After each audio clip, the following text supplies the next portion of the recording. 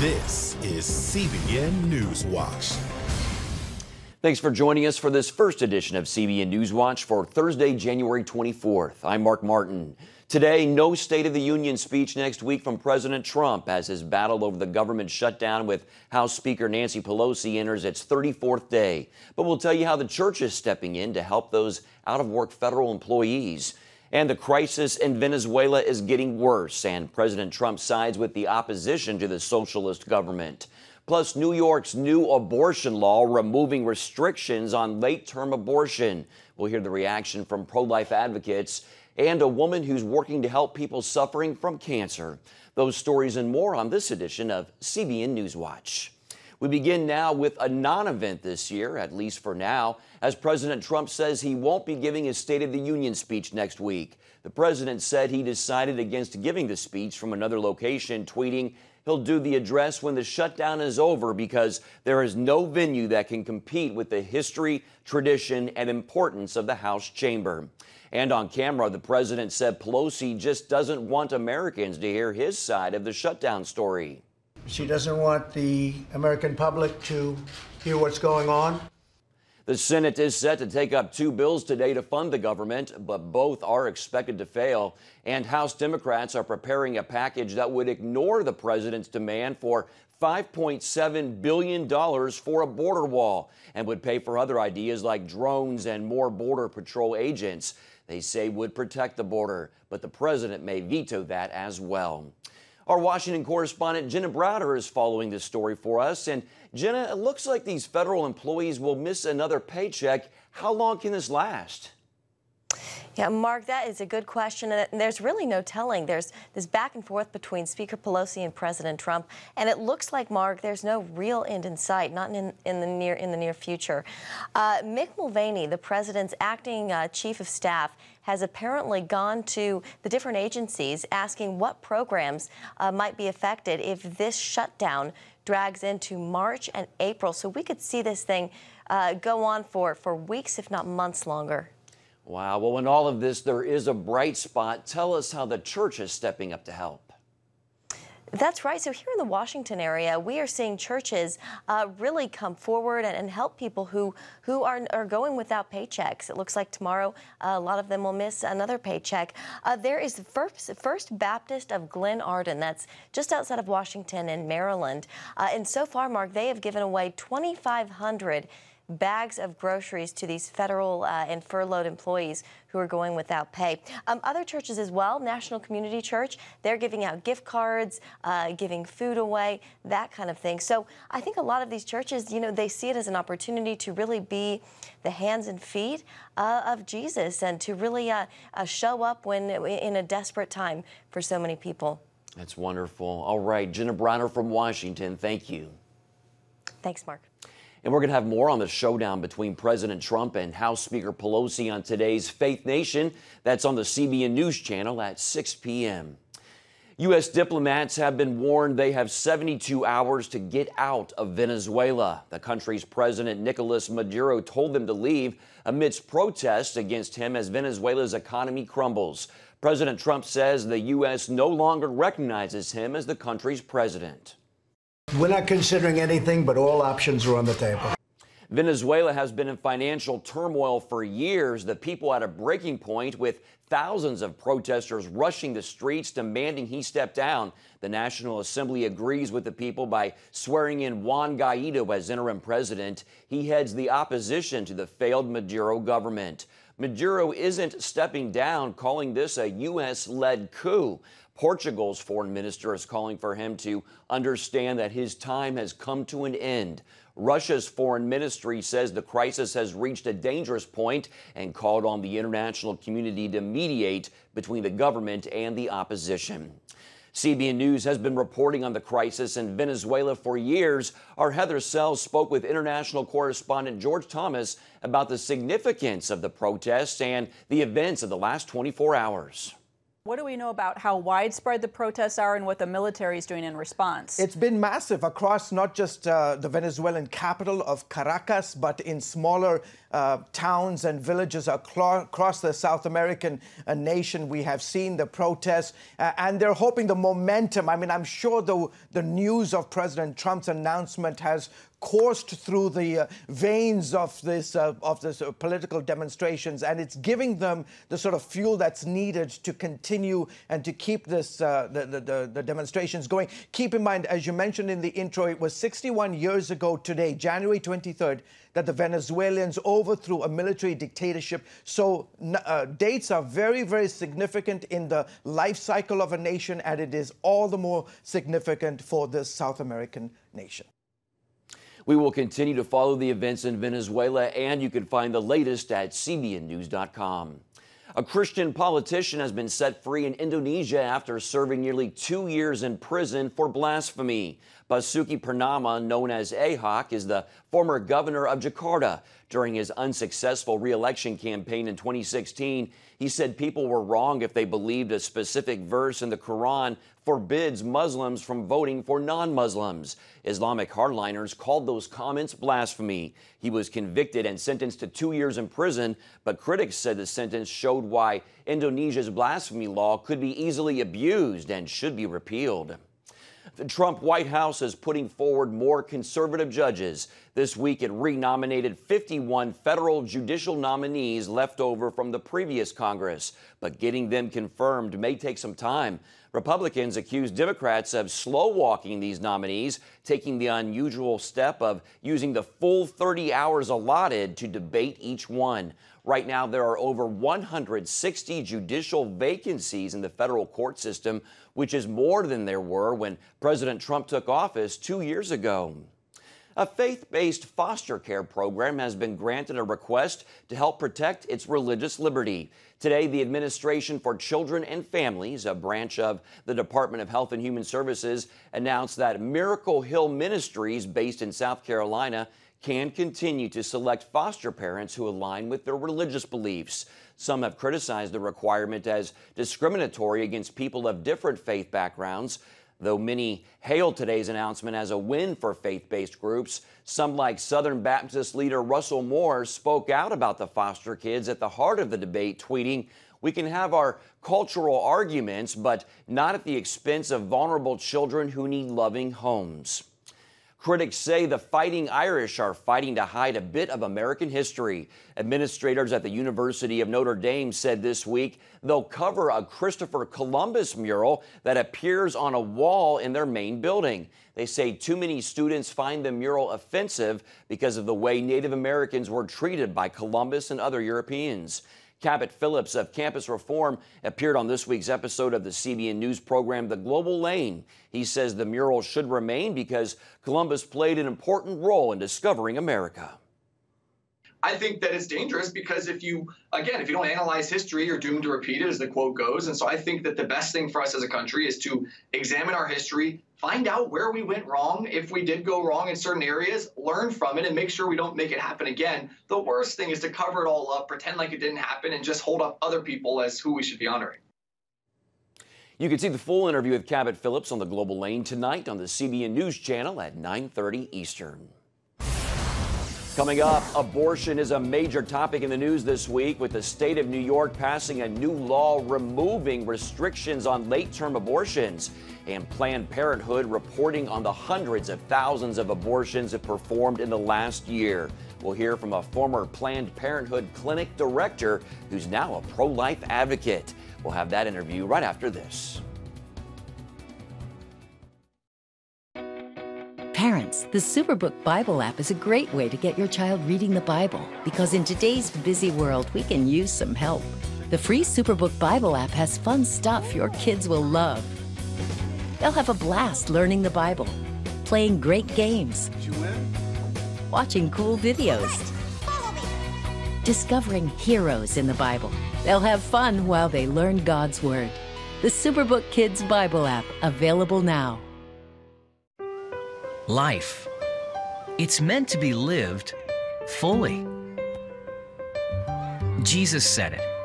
I came to give you life, life to the fullest. Life in your family. Life in your finances. Life in your body, mind, and spirit. Life in your everyday.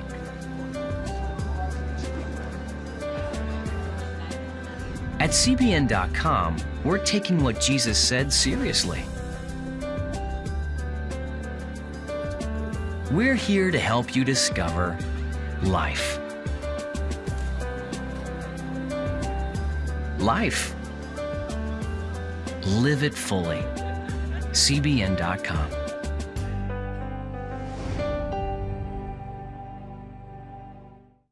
Discover the I wills of God. I will rescue him, protect him, answer him, be with him in trouble, deliver him, honor him, satisfy him with long life, show him my salvation. What I felt was loved and treasured. God spared my life twice in 3 days. The good Lord had given me a second chance. Call 1-800-700-7000 or visit CBN.com. The I wills of God, the latest teaching from Pat Robertson. A sad and evil day. That's how one pro-life advocate described the signing of the Reproductive Health Act in New York. Governor Andrew Cuomo signed the bill into law Tuesday on the 46th anniversary of Roe v. Wade. The Reproductive Health Act of New York removes restrictions on late-term abortions, allowing unborn babies to be aborted on the day of birth. There were actually cheers and a standing ovation after the governor signed the bill. Take a look.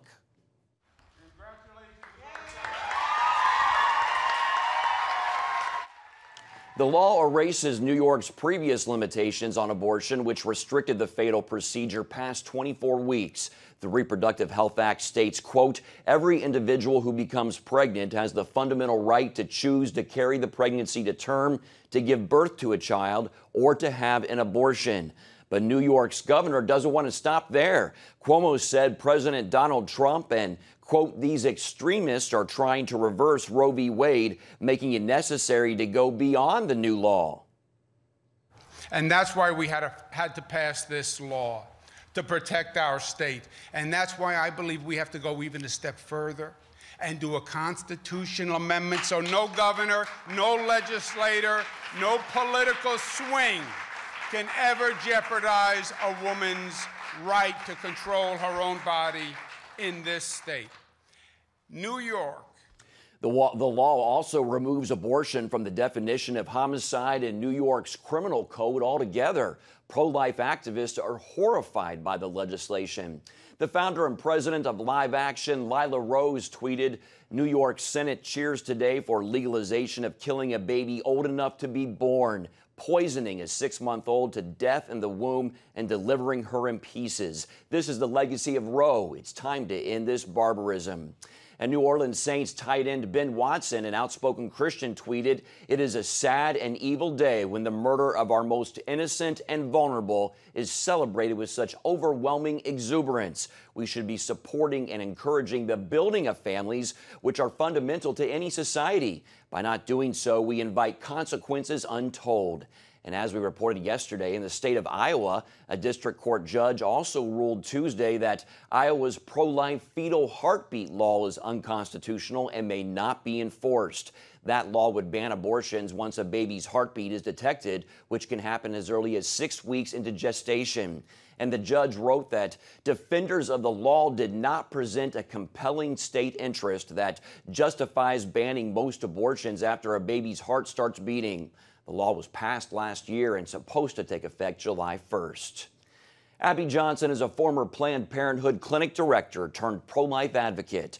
Our Heather Sells spoke to her about these developments in the battle over abortion. How do you think this will change the abortion landscape in that state? Well, New York is already known as, our nation's abortion capital, so I don't think that's going to change, certainly, with this new law. We do see other states that have these laws in place as well, Colorado, New Hampshire. I think there's about 10 states total that allow abortion up until the date of birth. I think that what will happen is that a lot of these late-term abortion providers are going to be now seeking practices in New York so that they can perform late-term abortions without any penalty. It's really sad. Let me ask you, too, this news from Iowa, where a judge says that a law that bans abortion after the heartbeat is detected is unconstitutional. How do you see that playing out, and how significant is that? Well, the hope is that there will be a state that passes heartbeat legislation, or even better yet, personhood legislation. Before, we did not have the votes in the Supreme Court, and I'm not honestly sure that we have the votes right now with Kavanaugh, but I think that it is the right time to take a personhood or heartbeat bill to the Supreme Court. And so that's sort of the hope, is that a bill will be passed in a state that the pro-choice groups, Planned Parenthood, NARAL, NAF, one of them or all three of them will then challenge the state law and will take it to the Supreme Court. And hopefully the Supreme Court would hear that case and would then overturn Roe v. Wade and would allow states to make the decision whether or not they want abortion in their own state. Well, it's fascinating to see all this playing out. Want to ask you, too, about Planned Parenthood's latest report, which shows that its abortion numbers were way up last year. What do you think is driving this? It's profit. So abortion is their lowest cost, highest revenue product that they sell. And we even see now, we saw it with Cecile Richards, their past president of Planned Parenthood, who said providing cancer screenings such as pap smears are just as vital as performing abortions at Planned Parenthood health centers. Now we see their new president, Dr. Leana Wen, saying that providing abortions is the main focus at Planned Parenthood now. And we certainly see that in their current report coming out, of course, the weekend before the Roe v. Wade anniversary. We see that all of their services have decreased, their contraceptive services, their women's health services. Everything has decreased except for abortion. That's the only service that we see on the rise at Planned Parenthood. Abby, we just have about 30 seconds, but why do you think the Planned Parenthood director is now saying, you know, look, abortion is our core mission? In the past, their tone was a little different. Yeah, you know, I think that we have seen this trend over the past few years that they are going to continue to push abortion because it does make them the most money. I think it also goes sort of against what we're saying, is that there's lots of other places that women can get women's health care and reproductive health care. You don't need Planned Parenthood, and they're saying you do need Planned Parenthood for abortion, and so they're going to continue to push that. Johnson, thanks for your time. Still ahead, cancer is one of the most dreaded diseases we face today, and we're going to bring you the story of one woman who's dedicated to helping people as they deal with cancer. Parents, the Superbook Bible app is a great way to get your child reading the Bible, because in today's busy world, we can use some help. The free Superbook Bible app has fun stuff your kids will love. They'll have a blast learning the Bible, playing great games, watching cool videos, discovering heroes in the Bible. They'll have fun while they learn God's Word. The Superbook Kids Bible app, available now. Life. It's meant to be lived fully. Jesus said it. I came to give you life. Life to the fullest. Life in your family. Life in your finances. Life in your body, mind, and spirit.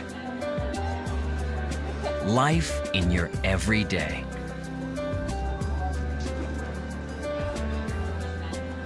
At CBN.com, we're taking what Jesus said seriously. We're here to help you discover life. Life. Live it fully. CBN.com.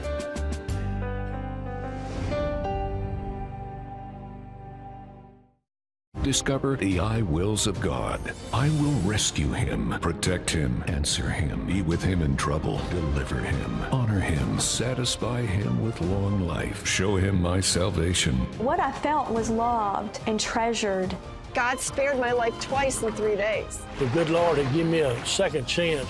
Call 1-800-700-7000 or visit CBN.com. The I Wills of God, the latest teaching from Pat Robertson.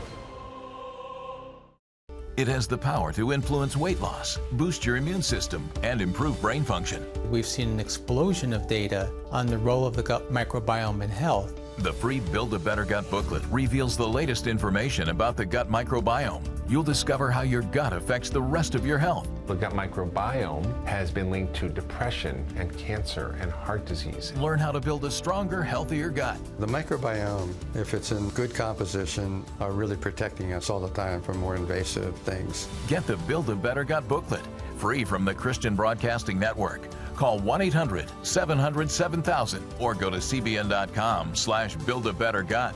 You need to make sure that your microbes are working with you, not against you. And if you order online, you'll get immediate access to the Build a Better Gut series, a digital copy of the booklet, and related bonus material.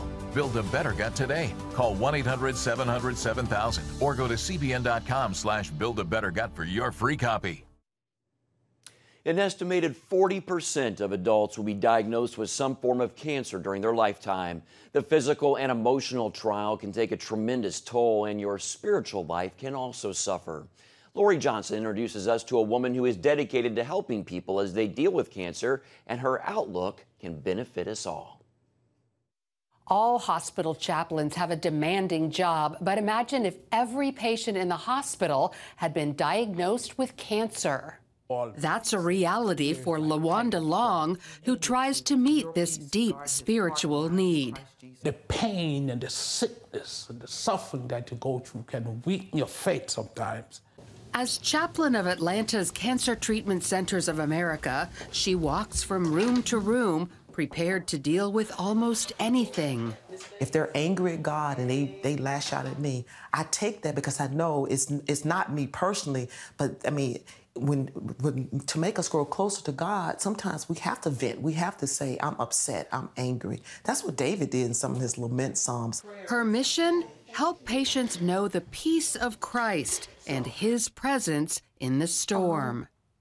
God will walk you through and we'll be with you in good times and in bad times. And the Lord doesn't promise that bad things won't happen, but that he will always be present. And I'm sorry, I didn't mean to cry, but I've never felt God's presence anymore.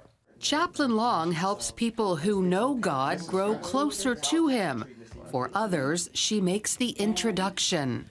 When she said God loves me, nobody had ever told me that. For me to hear that and replay that in my mind over and over and over and over and over again, then I felt like, regardless of what happened to me, I was going to be okay. Years ago, a patient told the chaplain she received better spiritual care here than at her home church, which made the chaplain realize churches need to learn how to minister specifically to cancer patients. So Cancer Treatment Centers of America began Our Journey of Hope. Church leaders attend a 2-day seminar learning how to specifically minister to cancer patients. The great thing about this training is it is totally free for churches, and then they go back and train others to become cancer care ministers. Among the lessons, when talking to a cancer patient, don't discount their grief. I hear a lot of patients tell me that they don't like when people tell them, oh, it's just hair. A lot of times when people begin to lose body parts, whether it's hair or whether it's their bladder or whether it's their breast or a kidney, they do grieve that. So I think we have to make sure we hear their hearts. Avoid telling people how to feel or think. Because when people are told that, they feel minimized as if they don't matter. Have compassion, not sympathy.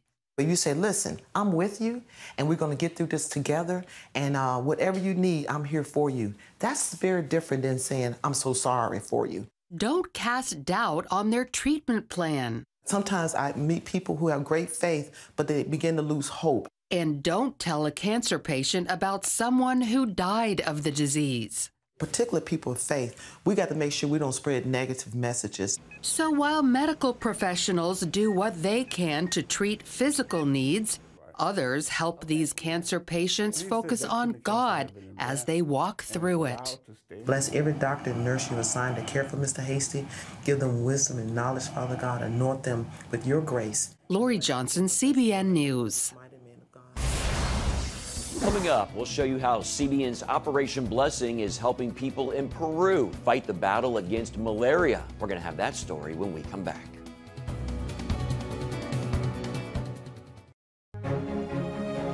When you give, smiles grow bigger. When you care, homes are happier. When you comfort, the hurt goes away. When we all come together to love, miracles happen. Hello, I'm Terry Newsom. Did you know there are more than 148 million orphans in the world today? 148 million. But it was 3 little girls that taught me about the plight of orphans. My husband and I spent nearly a month immersed in the daily activities of a Ukrainian orphanage as we waited to adopt 3 sisters. I saw firsthand the utter loneliness, the pain of rejection, and the overwhelming desire to be loved. That experience changed me forever. And out of it grew a ministry from my heart called Orphans Promise. Today, we're helping orphans and vulnerable children in more than 50 countries worldwide. Thousands of children are now in safe homes. They're being educated, and they're learning life skills. I'm asking you to join with me and become family to these children. Will you call the number on your screen right now? Because every child deserves a chance to be happy. Hello? Is this thing on? Hey, kids, do you love games?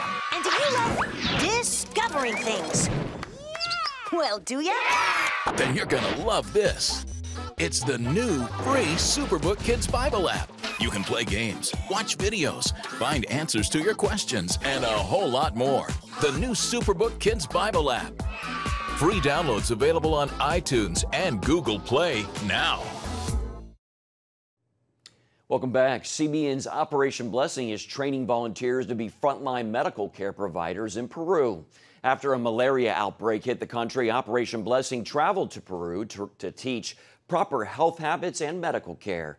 Now, community health workers are being trained on how to respond to medical needs efficiently, and more people are becoming aware on how to live better and stop the spreading of the disease. You can find out more about Operation Blessing by visiting their website at ob.org.